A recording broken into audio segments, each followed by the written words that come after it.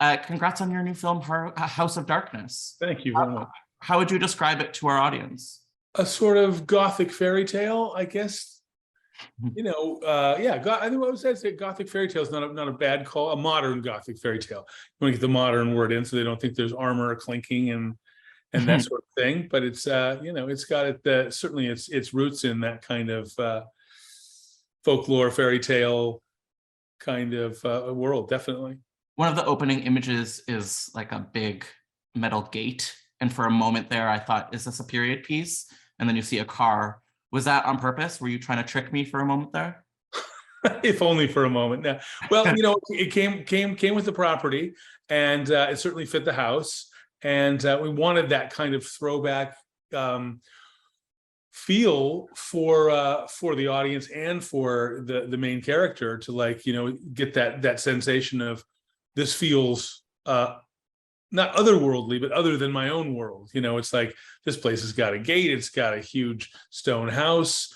This woman doesn't seem to dress like other women that I'm used to, but I'm so sort of drawn to her, and that I'm going to let all that go. All my radars and flags that should be going, I'm just going to kind of go with this. So yeah, we certainly used the old creaking gate right from the beginning. The cast is excellent, and they work so well together. What was that like, casting this film? Well, it was a little bit of a potpourri of people not calling in favors, but certainly making calls with people. I'd worked with Kate before. Justin, I had worked with, but only on stage on a theater project. And one of the producers had also known him through college, I think, and had shown him the script, and he was interested. And then the two other women who were in it are closer contacts to me. One of them is my wife, Gia Croverton, who plays Lucy. She's married to me, so she is a homegrown, talent, and someone who I've worked with a number of times. And then Lucy is a friend of Lucy, who plays Nora, is a friend of both of ours, who we cast. It was something we wanted to cast, people that because of the nature of how quickly we shot it, and how much we needed people to do in a short period of time. It's great to be able to call on people when it's again, not a favor, but that everybody's in it for the right reason, and you can kind of ask for that extra mile that you sometimes need when you're shooting 10 pages a day, that sort of thing. Yeah. So I know that you have a great background in the theater. I'm wondering, does that theater career inform how you create films, or do you find them to be totally separate mediums for you? Not totally separate for me, because I've done some things that I feel, at least on my end, feel very cinematic and of a piece with any other film that you might watch. Then there are very kind of contained chamber pieces, not unlike this one, where you have a limited number of people, limited number of locations, and one could look at it and go, oh, that feels more like a play even. And I don't think of that as a bad thing. This was something that was made and conceived kind of under the auspices of COVID, knowing the smaller the cast, the fewer the locations, the greater control we would have, and not wanting it to be a comment on any of those times or anything, but knowing how hard it was at that moment for people to make things. It was certainly much more manageable having a small cast and crew. So, but in terms of my work, yeah, I've crossed over a number of times. I mean, I've literally translated one of my plays to screen, just picked it up and lifted it into movies, into real locations. So I've done a little bit of everything in those terms. And so both sort of inform the other. Mm-hmm. It's not just a one-way street, I would say. Films certainly inform theater for me, and vice versa. Your play Bash has genuinely scary moments in it. I'm wondering, is it possible to do a horror play? Is that something you've ever seen successfully? People have dabbled with that kind of thing, and people certainly do like it. I think there's a play coming to Broadway now that was in England this past year. Is it called? It might be called 2:22, something like that, because something happens at 2:22 in the morning, and it's sort of a ghost story. type thing. And I think it was notable as much for, I think it was actually meant to be kind of scary, but notably for the singer Lily Allen making her debut in it as an actress, because she comes from an acting family, but she's been known as a pop star, a pop star for a long time. But I think she's also now acting as well. But the Woman in Black, which was made into a film eventually, that was a long time running West End show. So people have tried to do ghost stories, horror. Further back, if you go back into theater in France, the Grand Guignol, there was a huge number of shows that were just bloody shows that were very popular for a time in the 19th century. People seem to do less of that kind of thing, but I did think about this as something that you could conceivably do on stage. But because I had the chance to do it as a film, I jumped at that first. But I think it's harder to do that kind of thing because of the fixed space between an audience, and you feel like, oh, I'm in the theater with people, but you're always at a certain distance in the theater from the performers and all that. So horror can really rely on the close-up or the reveal or that kind of thing. One really good reveal I can remember, not a horror story or a kind of a ghost story. The writer Conor McPherson, the Irish guy who's written a number of interesting plays and just had a musical, I think, called Girl from the North Country on Broadway. He did a film, or a play rather, called Shining City, and just at the very end, that you were listening to this therapist talk to a number of people, but at the very end, the guy closed the door on his last patient and walked across the room, and they'd been talking about this man's wife who had died, and the door he closed behind him, as he walked away from the door, there was this woman standing behind it, this kind of ghastly woman. Everyone jumped out of their chair, including myself. It was a really great reveal, but it's hard to sustain that sort of thing. Wait Until Dark was kind of a famous, turned into a film, but started as a play. A woman who's blind and people are coming into her house. So you can do that, suspense and horror and that kind of thing on stage. But I think it's a tough thing to do.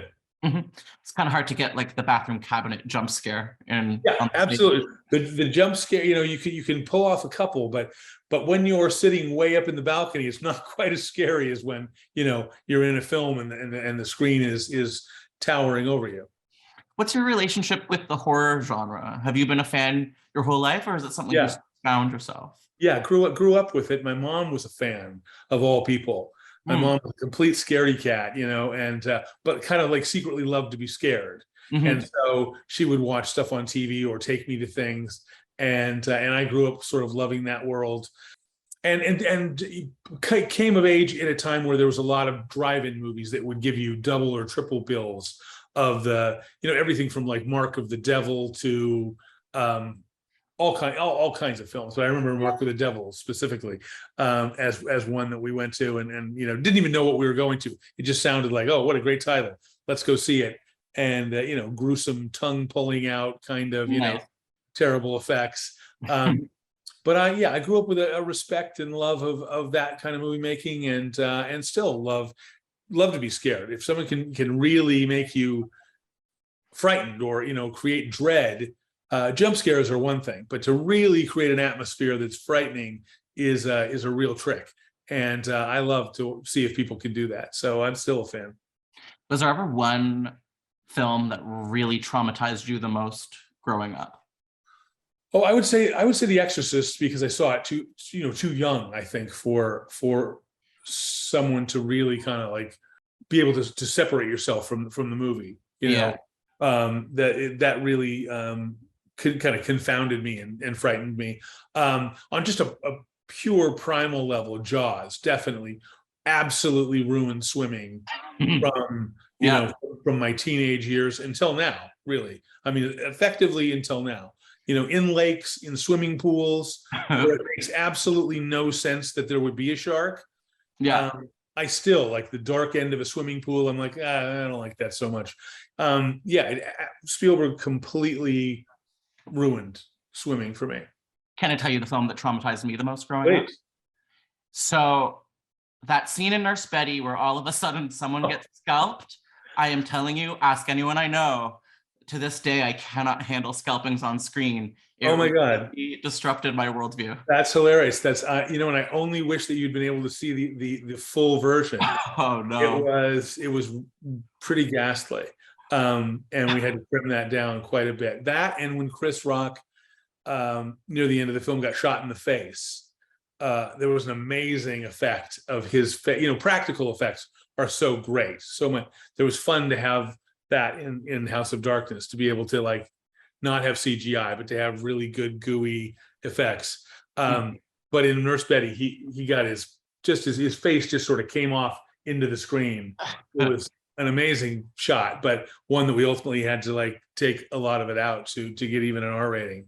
Did you find a lot of people were surprised with how gruesome the movie was? Yeah, I think with the mix, they were surprised with the mix of like humor and this weird kind of dream thing that was going on, and then kind of a sweetness because of her, but then these bursts of violence that were kind of over the top. So it was a strange mood to juggle throughout that thing. It was that was tricky to try and get the balance of that right and make people not feel like it was something they couldn't not stomach, but that they were too pulled back and forth by. What was your creative process like for House of Darkness? Does music play a role? It does. The fun thing about House of Darkness for me, or one of the fun aspects, was being able to work with a number of new people. You know, having a smaller budget and not having a studio or anything who's kind of like dictating a great deal of what happens. I was able to, work with a new composer, a new DP, a new production designer, a new costumer, different people who I think were looking, for a bump in from with a job that they normally do, or just looking for something different. And because it was a short job, they could take it on. So that was a pleasure. Music or no music always means a lot to me. It was nice to do a movie where there's no needle drops, there's no source music. It's all just either, and there's only a couple of moments really of score throughout it, but I thought this young guy did a nice job with it, and I've used him a couple of times since then. So that's nice to be able to, sometimes I'm pretty good about working with people over and over, but it's nice to also, meet new talent and see where people are, at a certain time. Did working on Van Helsing inform how you tell a vampire story at all?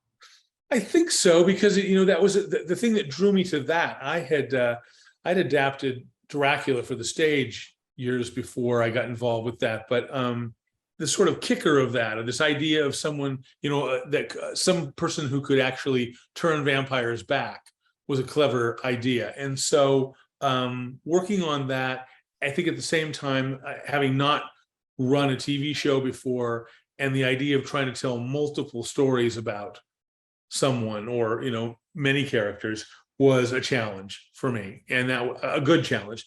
And so it definitely informed the way I looked at vampires. I still wanted to be, because you're drawing from a source. Like even here, I'm trying to draw a little bit from the Dracula novel. The idea of these three sisters, or weird sisters, and kind of the Jonathan Harker character. So that's the granddaddy of them all. You can't. You can mess around with vampires and do all you want, and create all kinds of new things. But when you're beholding to that particular story in some way, I think you kind of have to give a nod to that very carefully as well. So trying to be faithful in some ways to that story, but also create something completely different out of it.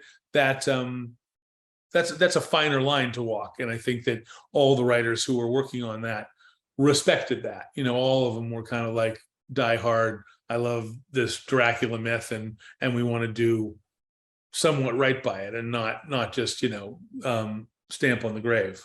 Do you have favorite vampire references? Like, would you pick Universal over Hammer? Where do you lie in that realm? I mean, Hammer's, as campy as Hammer is, Christopher Lee is exceptionally scary. Yeah. I think, He's just as a presence, probably just as a guy walking around the neighborhood, you'd be like scared. So I think he's just, he's kind of overpowering in a James Bond movie, in The Wicker Man, all those things. He's just kind of a real strong presence. So as Dracula, he really works. They actually made him kind of terrifying. But some of those movies are a little bit laughable, but they're a good laughable. But I really love Herzog did with Nosferatu. That was a movie that I just found beautiful and an incredible performance by Kinski. And so that kind of thing, it really draws me even more than say, and then years ago on PBS, probably like Masterpiece Theater or whatever, they Louis Jourdan did a Dracula that was kind of came out of nowhere, and I watched it. And I really liked what he did as well. And so and even who's the guy just recently who did it on Netflix? The Danish. I know. Yes, I didn't say his name. Clay Bang or something like that. Okay. That guy. I mean, such a great presence. It wasn't perfect, but so watchable as Dracula. That's really kind of seems to be the centerpiece, is that you have someone that you kind of can't take your eyes off of. So that's really the important thing. And I think, so having someone in this case, like Kate or the other women who ended up being in this, you want people who you lock onto and are as mesmerized by them as the character who's sitting with them. Have you ever heard the Philip Glass score that he did for the Universal Dracula film? I think for Dracula. Yes, I did. I actually heard it at UCLA. Wow. They were showing it once in an auditorium there, and I got a chance to be in the theater with them playing it, and it was great. I really enjoyed it. Yeah, I'm a fan of it too. My last question for you today is, I've seen that you're a fan of Eyes Without a Face. I'm wondering, what makes that such an effective horror movie? Well, I mean, it's unique. I think that's probably the common thread in the best films anyway, but certainly in the best kind of horror films, something that, even in a world like that kind of takes you by such surprise. And the idea of that, at the time, no one was kind of, probably in the States, were able to deal with the kind of like the underpinnings there, the sexuality, the incestual connection that they had. But just that the performances were fantastic. The images were amazing. It just really, really took my breath away when I saw it. It was something really special. Do you have like the Criterion edition of that? I don't know. You should get it if you haven't got it, because there's attached to it is a short documentary that Franju did called Blood of the Beasts, which is him in beautiful black and white. He shot a documentary at a slaughterhouse in France, and it's like, you'll never forget it once you see it. It's mesmerizing. So it's not the same as the film, but it is its own thing at this abattoir, and it's kind of amazing. So take a look if you get a chance. I definitely will. Thank you for chatting with us at Dread Central. This was great. Yeah, great to talk to you. Take care.